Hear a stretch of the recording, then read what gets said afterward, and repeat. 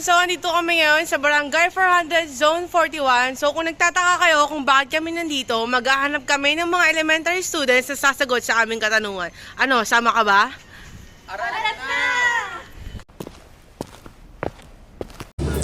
Hello everyone, I'm Maya Kasyadarama and I'm here with And Ashlyn Galit. and today we invited some students from Juan Luna Elementary School. So before we start, can we ask your name? My name is Mafenela M. Taguba.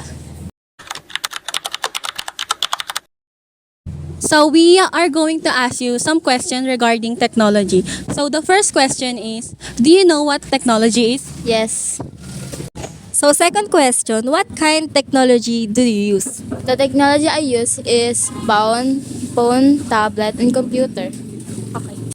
So based on your experiences, what are the positive effects of technology in your daily life? The positive I get from technology is I can research from my assignments or projects, and I can use some apps to do my projects or some arts that I can do. And I can chat my parents, and my cousins, and my friends, and my classmates, and my advisor.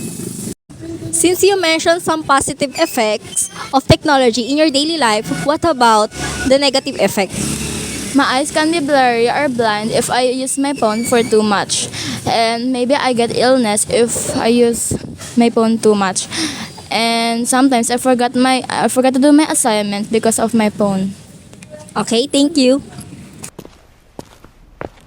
Hi everyone, I'm Rob Joshua Sipada together with. Julian Nicole El Peñaranda.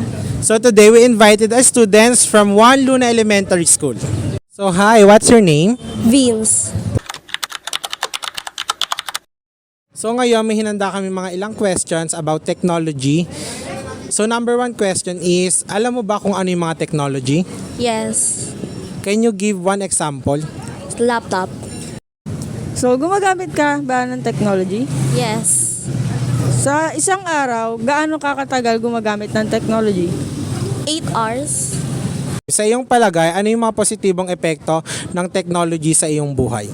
The positive effect that you're gonna get on technology is you can communicate with your family, friends, or even your classmates, and you can search for your essay, assignment, project, like that. For our last question, ano naman ang negatibong epekto ng teknolohiya sa iyo?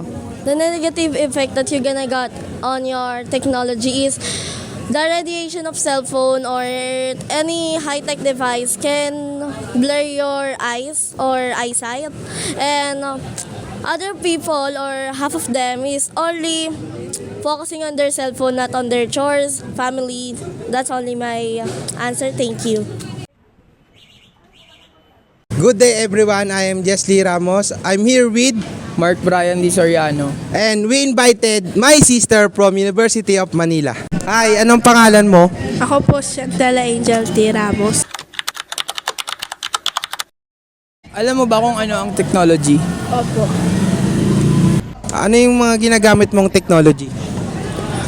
Cellphone, tablet, tsaka computer.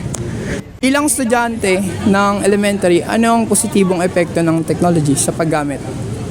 Kahit malayo, bilang estudyante po, magagamit ko po yung technology. Parang pag kunyari po, kahit malayo po yung mga bahay ng mga kaklase mo, pwede ka po makipag-communicate po kahit malayo po sila gamit po yung technology. Ngayon naman Angel, ano naman ang masamang epektibo ng technology sa'yo? Una-una po, yung paglabo po ng mata. Tapos yung sa mga, kunyari po sa Facebook po, like yung mga badges po, na-spread po siya madali po siya ma-spread. Tapos kami rin po mga estudyante, naapektuhan po sa ganun. Yun lang po. So hello guys, my name is Madeline Armateo and I'm here with... Eliza Ashley A. Calisa. So we invited a student from Juan Luna Elementary School. Bago tayo magsimula, ano po muna ang iyong pangalan? Lloyd A. Saez po. So alam mo ba kung ano yung teknolohiya? Opo. Gumagamit ka ba ng teknolohiya? Maaari ka ba magbigay ng halimbawa nito? Cellphone, iPad, computer. Sa paggamit mo ng technology, ano sa tingin mo yung positive effect ng technology sa'yo bilang mag-aaral? panggawa ng mga assignment, tapos paglalaro ng mga kasama yung mga kaibigan. Ano naman ang negatibong epekto ng teknolohiya para sa'yo? Nakakasira po ng mata, tapos pag nautusan ka ng parent mo, hindi mo masyado masusunod. Tapos pag napagalitan nga, ayaw mo pa rin siya.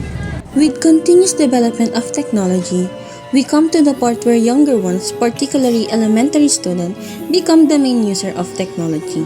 Remember, technology is not a risk by itself, but it is based on how we use it. When technology is improperly misused, it can bring danger to the user. Ikinalulugod kong ipaalam sa inyo na dito na nagtatapos ang aming paglalakbay. Maraming salamat sa inyong pagsama. At muli, ako si Aya Casyarama, Ashley Gali, Mark Brian Soriano. Melody Mateo, Jesly Ramos. Julian Peñaranda. Brad Joshua Sipada. Eliza Ashley Calisa. At kami ang Group 3!